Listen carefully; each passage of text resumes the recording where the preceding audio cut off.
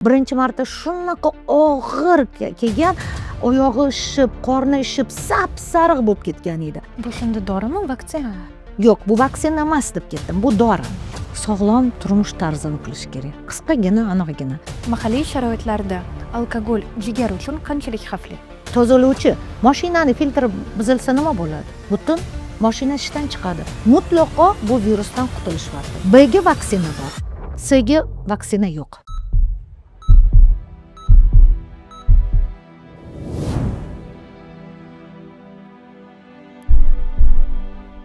Assalomu alaykum aziz do'stlar. Boz Klepi guruhdagi Pro salomatlik podkasti. Bugun biz ko'pchilik juda kech bilib qoladigan mavzu haqida gaplashamiz. Bu jigar sirrozi va organizmning e'tiborsiz qoldirish mumkin bo'lmagan sabablar haqida gaplashamiz. Bugungi mehmonimiz jigar kasalliklari bilan har kuni ishlaydigan va kechroq murojaat qilish nimalarga olib kelishini ko'radigan shifokor gepatolog, virusolog Muhayyo Ubayevna.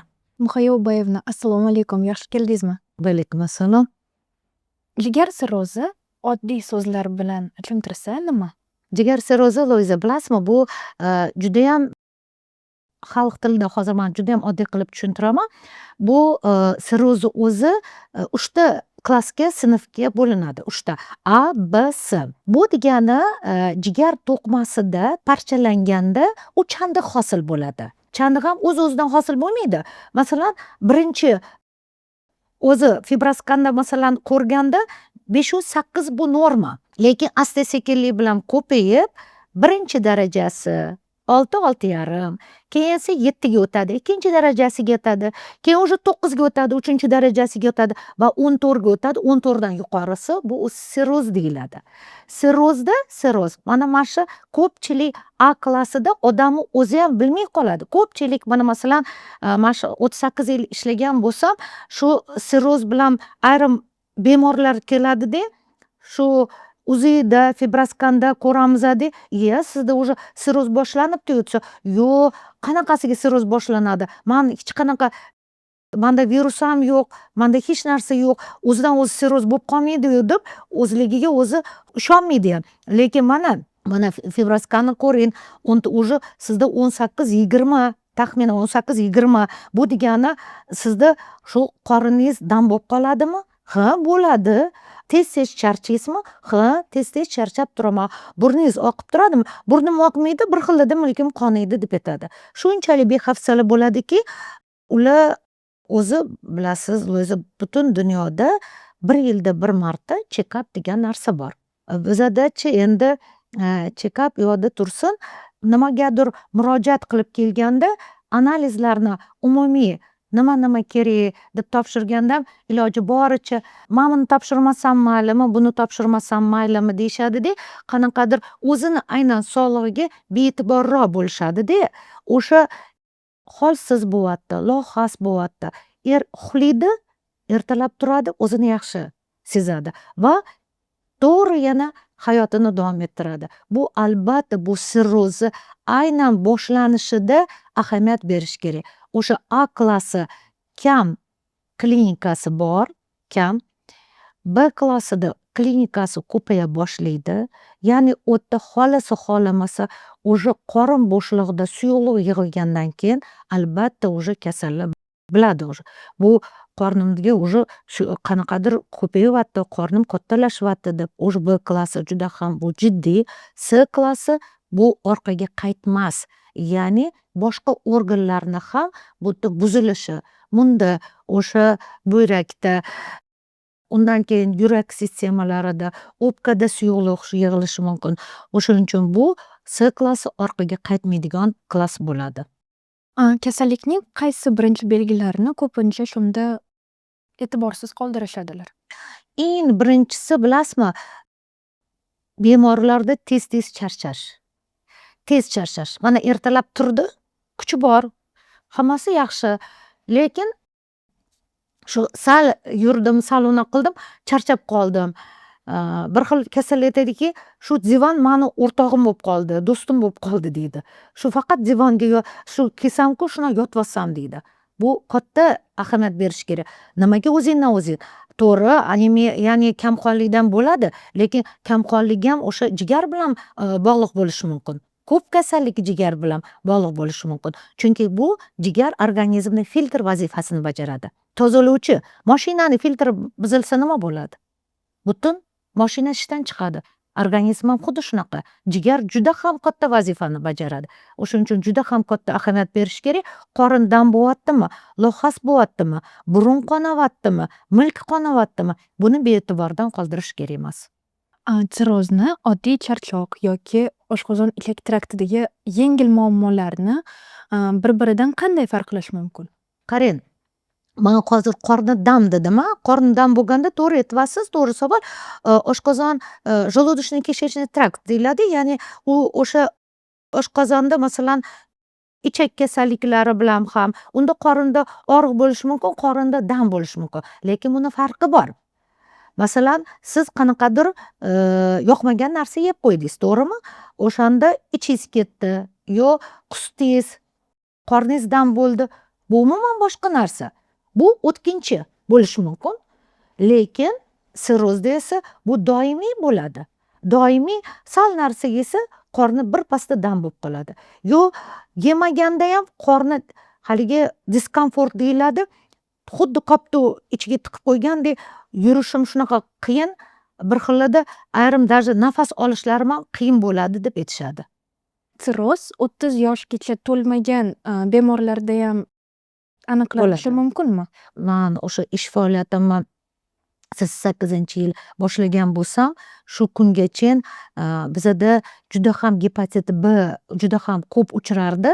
Lekin Xudoga shukr deylik, O'zbekistonda masalan 92-yildan boshlab kalendarimizga gepatit B ni emlash kiritilgan. Shundan buyon gepatitni o'tkir uchrashi umuman kamaydi desa bo'ladi. Juda ham biz shunaqa og'irlarni ko'rganmizki, o'sha yosh bolalar gepatit B dan vafot etganini, o'tkir gepatitlardan, o'tkir gepatit oyoqda o'tkazib yuborib, o'sha yosh bolalarni sirrozini, o'sha B keyin D qo'shilganini ko'rganmiz. Hozirgi paytda esa yosh bolalarni gepatit B klinikasida sirrozga uchrashi yosh bolalarda kam. Juda ham kam. Qanaqadir sabablarga qarab прививка olmagan bo'lsa, ayrim holatlarda o'sha emlanish ham ularda ayrim juda ham kam holatlarda antitanachalar chiqazmasligi mumkin. Ya'ni unga javob bera olmasligi mumkin. Shularda bo'lishi mumkin. Lekin hozirgi 30 yoshgacha bo'lgan bolalar deymiz ham, kattalarda, o'rta yoshlarda nisbiy darajada, oldinga nisbatan nisbiy darajada gepatit B kamaygan. Endi давайте gepatit C ga o'tsak, gepatit C da bu yerda emlanish yo'q gepatit C ga. Lekin bitta yaxshi narsa, gepatit C hozirgi kunda bizani O'zbekistonda 2015-yil bizani shu virusga qarshi gepatit C virusiga qarshi dori kirib kelgan. Hozir mana institut virologiyada mana shu 30 yil ishlagan bo'lsam, o'sha yerda 28 yil, 29 yil ishlagan bo'lsam, o'sha yerda birinchi marta 15-yilda bizada muruvvat yordami bilan dori olingan. Mana vaholanki bu 10 yil ichida biz o'zimizni ko'rdik, kuzatyapmiz. Agar gepatit C ni o'z vaqtida dorisini ichsa, mutlaqo bu virusdan qutulishyapti. Mutlaqo. Ya'ni buni aytishim mumkin, dunyo bo'yicha kuzatilgan, dunyo bo'yicha bu qilinyapti va O'zbekistonga ham kirib kelgan, bu ro'yxatdan o'tgan dorilar va bemalol hech qanaqa qo'rqmasdan aytish mumkin, bu virus hozirgi paytda unaqa qo'rqinchli emas. Bundan xalos bo'lish, o'z vaqtida dorisini ichsa bemalol xalos bo'ladi. Bu shunda dorimi, vaksinami? Yo'q, bu vaksina emas deb ketdim. Bu dori. Bu dori. B ga vaksina bor. C ga vaksina yo'q. Sirrozda eng ko'p tarqalgan sabablari qaysilari? Mana qarang, sirrozchi birinchidan bu sirroz biz aytdikka, jigarni parchalanishi natijasida hosil bo'ladigan chandiqlar deb. o'sha endi uni sabab patogenezini deydi, chiqish sirrozi etiologiyasiga to'xtasak, etiologiyasida bu yerda nima virusli bo'lishi mumkin, ya'ni o'sha virus B, S, B ga qo'shilgan D va hokazo bu viruslar ham bo'lishi mumkin. Ayrim holatda to'cha infeksiyalar ham chaqirishi mumkin va shu bilan bir qatorda bu yerda spirtli ichimliklarni muntazam ravishda ichadigan, ya'ni alkogolni deyiladi, alkogolli gepatit ya'ni sirrozga ham o'tishi mumkin va bundan tashqari toksik deyiladi, ya'ni har xil ximiya preparatlarini uzoq vaqt davom ichganda, har xil ximiya o'sha zararli moylar har xil bilan ishlaydigan kasbiy bir xillarniki bog'liq bo'ladi va shular bilan birga allergik uzoq vaqt davom etilsa, bularni noviruslik etiologiyasi ham bo'lishi mumkin. Virusli gepatitlar B va C qanday ahamiyatga ega? Man hozir yuqorida o'tib ketdim. B virusiga emlash chiqqazgan bo'lsa, emlash mana hozirgi hamma tug'ilgan roddomda tug'ilishi bilan tug'ruqxonada emlanadi. Sразу birinchisini emlanadi, keyin 1 oydan keyin yana 2 oy bo'lganda 5 oy shu bilan ularda shu keyinchalik revaksinatsiya qilinadi. Ular har doim nazorat ostida bo'ladi va bu buni nazorat qilib turiladi. Endi C ga desak, C albatta virusiga qarshi emlanish yo'q. Lekin C virusiga qarshi 15-yilda O'zbekistonga registratsiya qilingan va unga qarshi mutlaqo davolanish mumkin bo'lgan dorilar bor va buni hozir ko'ryapmiz. Bu juda ham muvaffaqiyatli chiqyapti. Mutlaqo bu virusdan xalos bo'lishyapti. Shunday vaqtlar bo'lganki, men hech esimdan chiqmaydi, mana shu 16-yil edi, biz ana o'sha virsologiyada ishlaganimda bitta kasal kelib, u yerda virusning gepatit C'ni sirrozi klass B edi. Klass B deganda u qornida уже suyuqlik yig'ilgan edi. 8 litrdan ko'p 10 litrcha suyuqlik bor edi. Buni o'zi o'ylang, bu degani men o'zim to'g'risini aytsam, o'zim ham ishonmaganman uni mutlaqo tuzalib ketishiga. Lekin uni baxtiga o'sha paytda to'g'risini aytaman, albuminni bizaga muruvvat yordami bo'yicha berilgan edi. Unga o'sha 10-12 ta albumin qo'yganmiz, undan tashqari o'sha gepatoprotektorlar qilingan va muruvvat yordami bo'lib qolgan va dori berganmiz. O'sha даже o'zingni anglaydigan shu ko'rsatuvda ham chiqqanlar o'zlari aytganlar, o'sha sirrozni klass B ham tuzalib ketganda, bilasizmi, tuzalib ketgan. O'shangacha mana 15-yilgacha qancha kasallar bor edi. Juda ham odam achinarli. Shunaqa yaxshi mana kasallar qanaqadir umid bilan qilardik hamma narsani, lekin dori yo'q edi u paytda-da. Shu virusga qarshi dori yo'q edi. O'shalarni oxirigacha tuzalmagan edi. Oxirida o'lim holati bo'lgan. Lekin u holatni qarang, o'sha B sirrozi B klassidan o'sha chiqdi. Nimaga? Bu demoqchimanki, jigar shunaqa organki, uni o'zini ichida sog'lom to'qmasi bo'lsa, qaysi bir bo'lakchasida, o'ng bo'lakchasidami, chap bo'lakchasidami, o'rtasidami, ichida qanaqadir ichida to'qmasida sog'lom to'qma bo'lsa, u o'zini o'zi replikatsiya, ya'ni o'zini o'zi ko'paytirib yuboradi. Ko'paytirish imkoniyati bor, uni xususiyati borda va o'zini o'zi tiklay oladi. Bilasizmi, bitta shu organ butun organizmimizda faqat jigar o'zini o'zi tiklaydi. Shu o'shanda men aytganman, avvalambor Xudo, men shunchalik o'zim ham kutmagan darajada o'sha kasal qaytgandan keyin yana bir marta xulosa qilishimiz mumkin. Oxirgacha umidimizni urishimiz kerak emas, lekin avvalambor shu darajaga olib borish kerak emas. Agarda yaxshiyamki o'sha bemorni boshqa organi, ya'ni yuragi zo'r edi, pochkasi, ya'ni buyragi ishdan chiqmagan edi. Agar buyrak ishdan chiqqanda, yurak yo bo'lmasa o'pkada ozgina suyuqlik hali yig'ilmagan edi, bu ham ahamiyatga ega. Shunaqa kasal ham chiqqanda, bu mo'jiza, albatta, lekin bu dori chiqqani, dori virusni umuman o'sha yo'q qilib tashlagani va jigar to'qimasida sog'lom gepatitsitlar deyiladi, jigar to'qimasi bo'lgani uchungina o'zini o'zi tiklay olgan. Tomoq og'riganda menemistin bilan chayish yallig'lanishni kamaytiradi, bakteriyalar, viruslarni yo'q qiladi va tezda tuzalishga yordam beradi. Burun bitishda menemistin shilliq pardadagi yallig'lanish va shishni kamaytirish orqali nafas olishni tiklashga ko'maklashadi.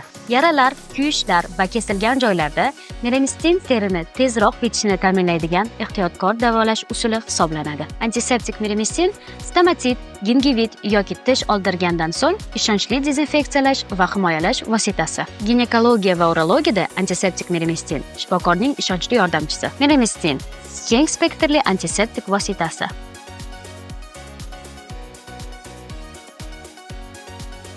Mahalliy sharoitlarda alkogol jigar uchun qanchalik xavfli? Bilasizmi, bitta hozir mana bugun bitta shu kasal keldida, ko'p shu spirtli ichimliklarni juda ham ko'p iste'mol qiladi. Necha marta oldimga kelganda va'da berib ketadi, boshqa ichmayman, faqat aytganingizni qilaman deb. Yo, lekin yana ichgan, shuni ko'rinib turibdi, ichgansiz dedim. Endi bayram bo'lgan, yangi yil bo'lgan, endi yangi yilni ham shu ichmasdan o'tkazsa bo'lardi, lekin ichgan. Yana o'sha hol, nimaga ichasizam, bizada qo'ni-qo'shnilar hammasi aytyapti. Agar oz-ozdan shu spirtli ichimliklarni ichib tursang, jigarga foyda deb aytyapti. Bu qayerdan olgan bilmayman. Qayerdan bunaqa olgan, bunaqa fikrni, что o'zi jigari zo'rg'a turibdi.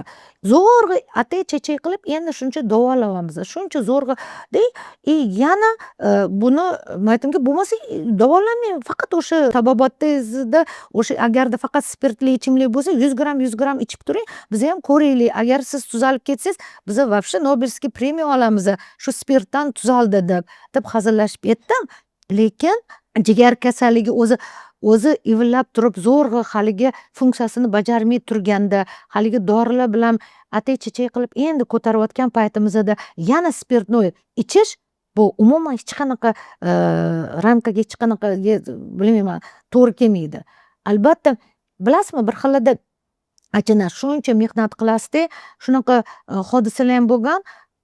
Hozir men endi Family Doctors M'daman. O'sha yerda yotadi, kasal yotqizganman-da, mana 3 marta yotdi-da.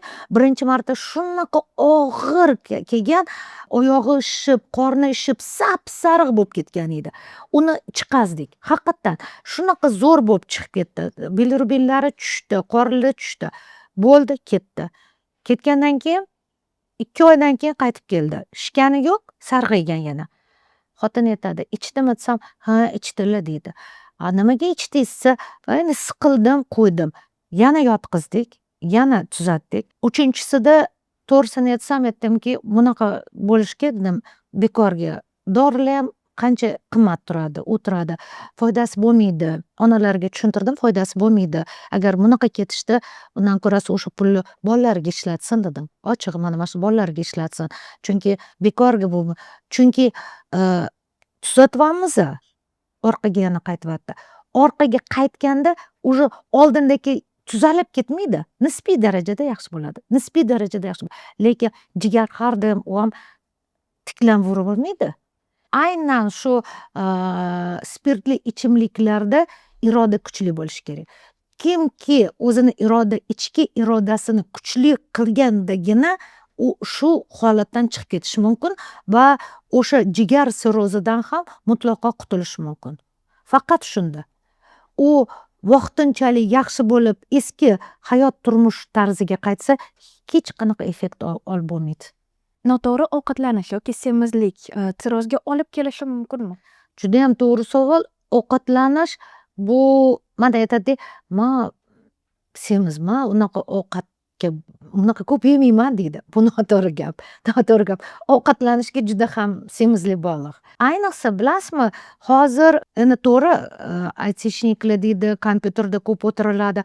Ko'proq kechqurun 9dan keyin ish boshlab shu kompyuter oldida o'tirishadi, telefon oldida o'tirishadi-da, ayrim holatlar 2-3 gacha uxlamasdan keyin kechqurun o'sha yotishdan oldin ovqatlanib keyin yotadi-da, soat 12gacha 1gacha yotadi.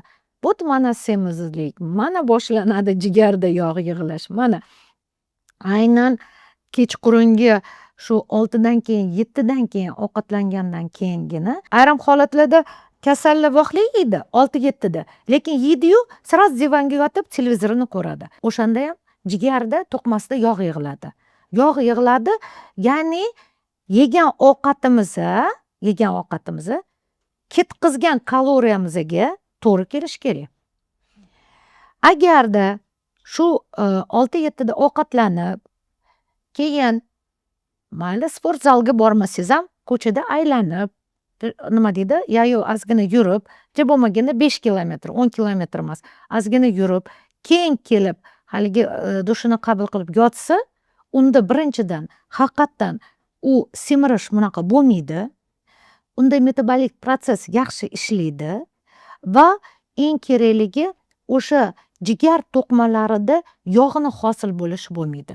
Yog' ham steatoz deyiladi, ya'ni jigar steatozi, u ham jigarni parchalanishiga sabab bo'ladi.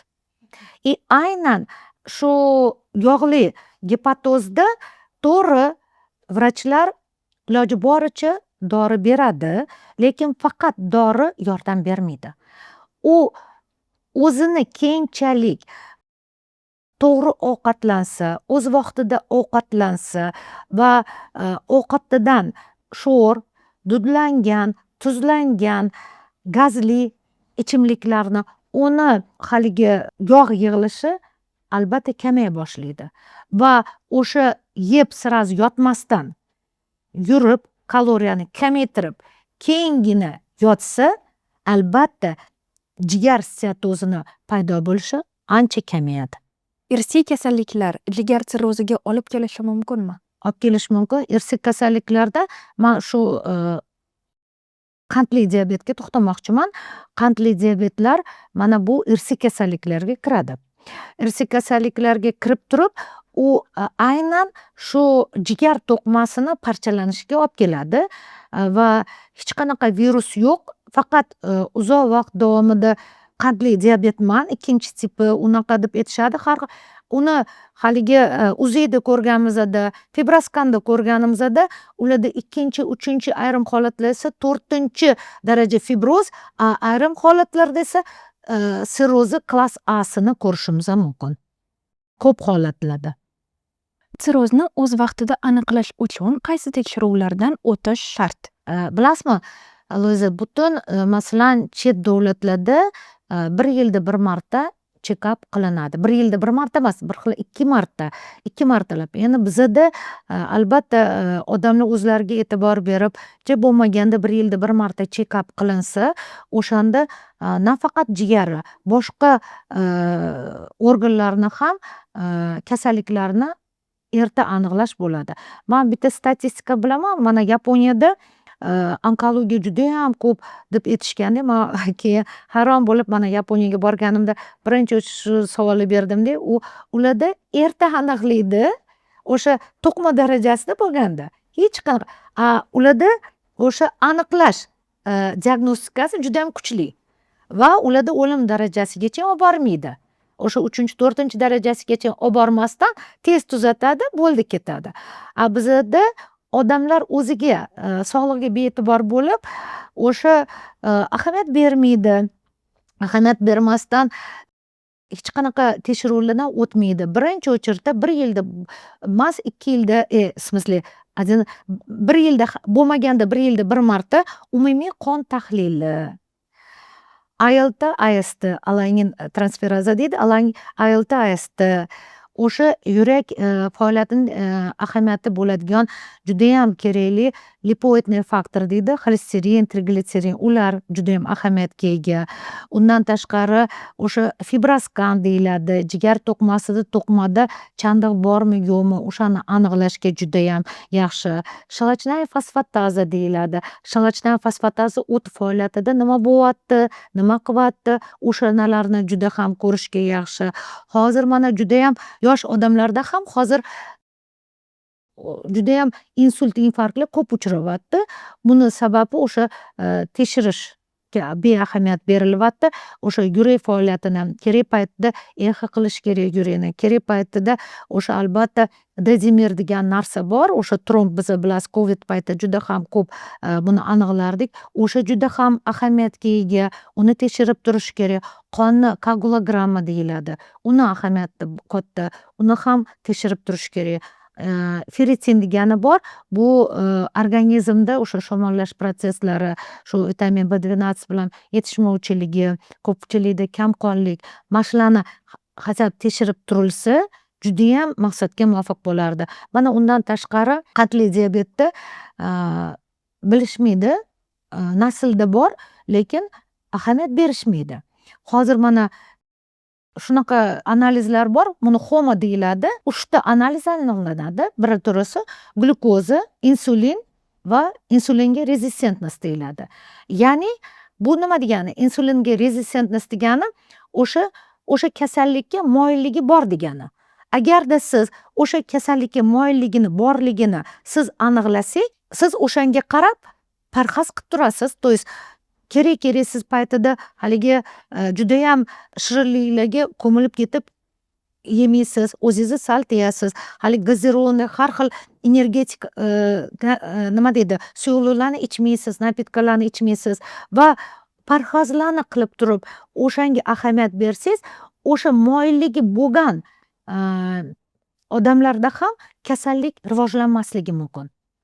Kasallik rivojlanmasdan o'tib ketishi mumkin. Lekin o'sha moyilligi bo'lgan odamlar o'sha ko'p semizlik o'zini qo'yib borsa, semiz bo'lib ketsa va har xil iste'mol qilsa keraksiz narsalarni. Ularda tez kasallik rivojlanadi. U yana qandli diabetga olib keladi. Bu esa bilasiz, umrbod kerak bo'lsa keyin faqat doktorga emas, o'sha insulin olishga to'g'ri keladi. U judayam murakkab bo'lib ketadi. O'shuning uchun o'zlariga ahamiyat berib, ovqatiga ahamiyat berib yursa, o'z vaqtida o'sha anaqalarini nima deydi, check-up qilinsa, tekshirsa, bu holatga olib kelmaslik mumkin. Hozirgi kunda tashxisni osonlashtiradigan yangi texnologiyalar yoki testlar bormi? Endi bizani O'zbekistonda fibroskanni o'zi ham 15-yil kirib kelgan. Bu fibroskan ham qonda yo bo'lmasa uziyda elostografiya deyiladi. Bu jigar to'qimasini parchalanganda chanda hosil bo'ladi va uni qay holatdaligini bilish mumkin. Har doim faqat fibroskanni uzuvi bilan birga qo'shma qilish mumkin. U juda ham ahamiyatga ega, chunki o'sha faktorlar, ya'ni parchalovchi faktorlar bo'lmasa, jigar o'zini tez tiklaydi va bu ahamiyatga ega. Va yana bitta narsa, ekspress metodi bilan hozir har bitta poliklinikada bu bemalol unaqa 15 minutda chiqazadigan analiz B ga, C ga, A ga tekshirish mumkin. Lekin bitta narsani aytib o'tish kerak, ekspress metodida 15 minutda chiqadigan deyman, o'sha 20 minutdami, lekin B da antigen aniqlanadi. Ya'ni virus aniqlash mumkin-da. Buni masalan 70% dostoverniy, ya'ni qolgan eng oxirgi analiz bu PCR deyiladi. Eng oxirgi 90%lik 99% bo'ladi. Bu PCR analiziga biz asosan qilamiz, silka qilamiz, o'shanga to'xtalamiz. Lekin C da esa unda antitanachalar aniqlanadi. Ekspress metodi antitanachalar. Shuni yanishtirish kerak emas. Ko'pchilik murojaat qiladi. Voy, muhobi bilasizmi, menda yana musbat chiqibdi. nima musbat chiqibdi? Man dori ichuvdim, sofosfavir ichuvdim, doklotasvir ichuvdim, yo bo'lmasa velpatasvir ichuvdim. Yana musbat chiqibdi. Nervingiz qildim, kechqurun bilan uxlamadim. Yo'q. Nima chiqdi desa, IFA analizda. Immuniy ferment analiz bu antitanacha. U butun umr davomida musbat bo'lishi mumkin. Biz nimaga emlanamiz? Bizda antitanacha hosil bo'lish uchun. U xuddi shunaqa antitanachalar. Ekspress metodida ham aniqlanganda gepatit C da antitanachalar aniqlanadi. Shuni esdan chiqarish kerak emas. Jigar sirrozini o'zi davolasa bo'ladimi? Davolasa bo'ladi, klassiga qarab. Klass A'sida umuman muammo yo'q. O'sha klassasi surunkali gepatitga o'tadi va asta-sekinlik bilan umuman jigarni tiklash mumkin. Bu klass A'sida. Va shu bilan yana bitta aytib o'tish kerak, chaqiruvchisiga ham bog'liq. Men yuqorida aytdim, gepatit C'ni mutlaqo dorisi chiqqan. U virusdan qutulsa bo'ladi, bo'ldi. Shu bilan o'zini o'zi tiklaydi. Bu yog'iga endi haligi ichmasa, o'z vaqtida parhazini qilib tursa, jigar to'qmasini tiklashga dorilarni qabul qilib, ovqatini parhazini qilib tursa, u mutlaqo tuzalib ketadi. Sirrozdan klass A'dan 100% tuzalib ketadi. Hech qanaqa muammo yo'q. Shularga e'tibor bersa. B klassida e'tibor berish kerak. Shu o'zimni o'sha 38 yil stajimda faqat aytishim mumkin, B klassi ham tuzaldi. Sirrozi B klassida C etiologiyali bo'lsa, tuzalyapti. Endi B bilan D qo'shilganda sirrozi B klassida tuzalish ancha qiyin. Bu faqat transplantatsiyaga olib boriladi. Ya'ni jigar ko'chirish. Jigar faqat ko'chirishiga olib boradi. C klassida jigar ko'chirish ham foyda bermaydi. Nafas olish sinovga aylanganda, burun bitishi xuddi devordek siqadi. Havo esa hashamatga aylanadi. Rinaxil yordamga keladi. Bir tekis purkash uchun maxsus formula. Evkaliptning antiseptik xususiyatlari, mentolning yoqimli salqinligi. Rinaxilni bir marta qo'llash bilan 12 soat erkin nafas oling. Rinaxil burun bitishiga qarshi vosita. Muhoyba, mana qarang, siz hozir aytdingiz. Bor odamlar kimga ikkinchi shans berildi. Demak, oxirgi bosqichda transplantatsiyaga ega bo'lishdi. Ularni hayot tarzi qanaqa o'zgarishi kerak? Mana bilasizmi, Luiza, transplantatsiya bu juda ham og'ir jarayon. Mana ko'ryapsiz, bizani o'zimizdan O'zbekistonda ham bu hozir operatsiyalar qilinyapti. Orasida muvaffaqiyatlar chiqqanlar ham juda ham ko'p. Mana undan oldin Indiyaga juda ko'p borishgan, Turkiyaga, Germaniyaga, kasallarim orasida ham borib kelganlar juda ham ko'p bor. Ularning orasida muvaffaqiyatli chiqqani ham bor, ochiq muvaffaqiyatsiz chiqqani ham bor. Uni ochiq aytish kerak, uni bekitib ham bo'lmaydi. Ulardan keyin bilasizmi qanaqa? Eng kerakligi o'sha hozir transplantatsiyaga borgan odam birinchi o'chirda eridan, o'zini yaqin odamidan, xotinidanmi, yo bo'lmasa bolasidan, haligi jigarlaridan, simisley o'zini opa-singillaridan olish mumkin. Begonalardan hozir olish, bu begonalarni jigarini o'tkazish hozir unaqa ruxsati yo'q. U juda ham murakkab operatsiya. Undan keyin haligi immunodepressantlar uzoq vaqt davomida postoyanno umumiy har doim ichib turish kerak. O'sha o'rnatilgan jigar sizniki bilan chiqib ketishi kerak. U itarib tashlash kerak emas. Tushunyapsizmi? Undan tashqari agarda virusli bo'lsa, har doim o'z vaqtida virusga qarshi dorisini ham ichib turish kerak. O'z vaqtida haligi ovqatlarini o'z vaqtida yeyish kerak. O'z vaqtida parhazini juda ham ahamiyat berish kerak. Ularga o'sha og'ir ko'tarmasdan, haligi asabiylashmasdan, ularni xuddi yangi tug'ilgan chaqaloqdek boshida ularni juda ham asrab, asta-sekinlik bilan parvarish qilishimiz kerak. U bemorlarni mana kasallarim orasida 18-yil birinchi Hindistonda qildirib keldi, muvaffaqiyatli. Hozir kuzatuvda. Unda D virusi edi. O'z vaqtida ichib turibdi dorilarni, kuzatuvda hozircha yomon emas, yaxshi.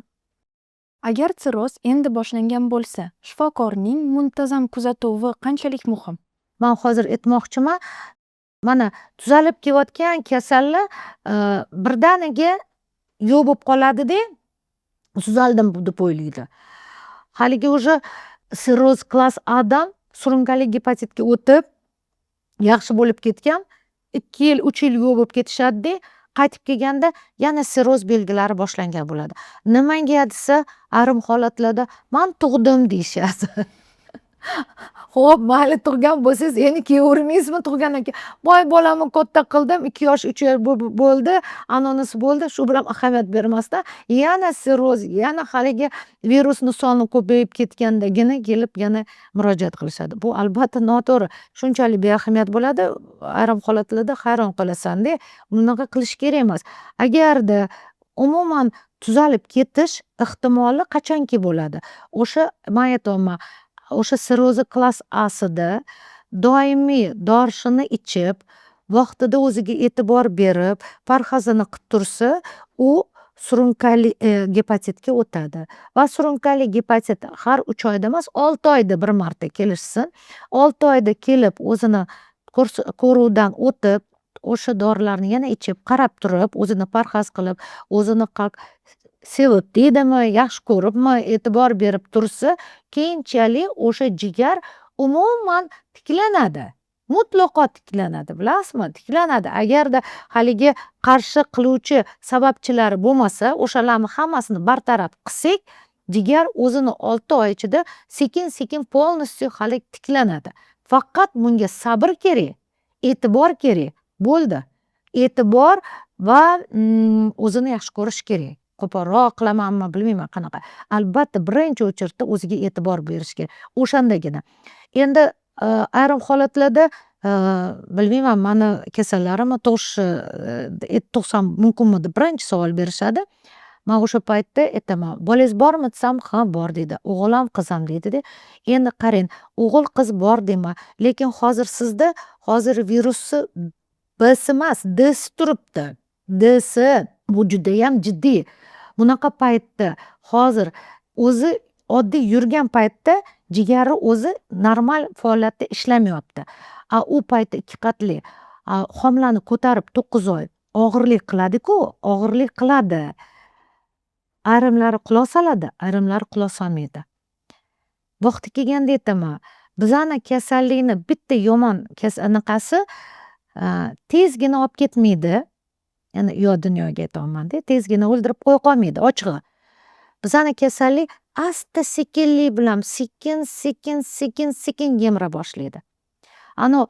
Onam shipga qarab yotqizgilik qilmasin derdilar. Har doimda hamma aytadi. Nafaqat hamma aytadi. Dushmanga xor, do'stga zor, nomardga muhtoj qilmagan.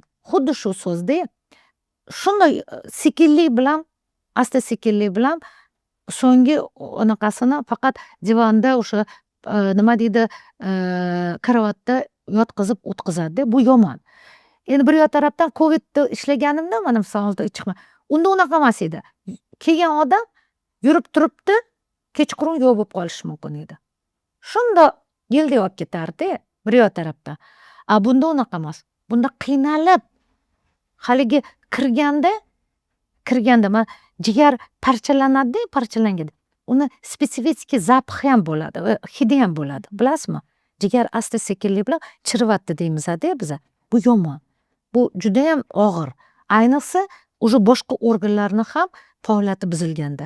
Bu juda ham achinarli, qo'lingdan kelmaydi yordam berish. Chunki butun organlarni ham o'sha transplantatsiya degan narsa ham yordam bera olmaydi. Chunki hamma organlarni o'zgartirib chiqmaysiz-ku. Haligi o'sha o'pkasi yomon, yuragi yomon, buyragi yomon, hamma organlarni o'zgartirib chiqa olmaysiz. Shungacha borish kerak emas-da. Kundalik hayotda sirrozga uchramaslik uchun nimani qilish kerak? Sog'lom turmush tarzini qilish kerak. Qisqagina, aniqgina. Sog'lom turmush tarzi deganda o'z vaqtida uxlash kerak. O'z vaqtida dam olish kerak. O'z vaqtida ovqatlanish kerak. O'sha raz sanda semizlik bo'lyaptimi? Semizlikni yo'qotish kerak, ahamiyat berish kerak. Kaloriyasini o'sha hisoblab, o'sha semirmaslikka harakat qilish kerak. Endi odamlar sport bilan masalan shug'ullana olmayman, yo katta yoshdagilar belim og'riydi, grejam bor deydi, bir xilla vaqtim yo'q deydi. Endi hammayam mayli, ja bo'lmasa, o'sha ovqatini to'g'ri yesa, o'z vaqtida uxlasa, asabini saqlashga harakat qilish kerak. Man hozir mana aytish mumkin. Mana o'zingiz doktorsiz, ko'pchilik siz asabimiz. Bizada bilasizmi qanaqa asab bo'ladi? Bizada ham bo'ladi. Lekin o'shani jilovlashga harakat qilish kerak. Chunki umr bir marta beriladi. Bir marta. Bu umrni qanaqa yashash, qanaqa o'tkazish har bitta insonni o'zini qo'lida. Man aytganimdek, har kuni bayram bo'lmaydi hech qaysi bir uyda. Har bitta uyda o'zini chuquri, o'zini pasti tepasi bo'ladi. Lekin Alloh bergan umrni o'ylaymanki, o'zimizni qo'limizda o'sha kasallikni ham bartaraf qilib, yaxshi yashab, yaxshi ishlab o'tkazish faqat o'zimizga bog'liq deb o'ylayman. Albatta, undan tashqari o'zimizga ko'proq e'tibor berib, o'zimizni ko'proq sevishimizni sizlarga maslahat berardim. Muhayyo Ubayevna, shunaqa chiroyli podkastimizni o'tkazib berganingiz uchun katta rahmat. Shunaqa samimiy javoblar bo'ldi. Judayam ko'p qiziqarli, kerakli ma'lumotlar berdingiz. Katta rahmat sizga. Rahmat sizlarga ham. Sizlar ham sog' bo'linglar. Bu Asklepiy guruhdagi Pro salomatlik podkasti edi. Savollaringiz bo'lsa, izohlarda yozib qoldiring va bizga obuna bo'ling. Unutmang, biz sizni sog'lig'ingiz haqida qayg'uramiz. Xayr, salomat bo'ling.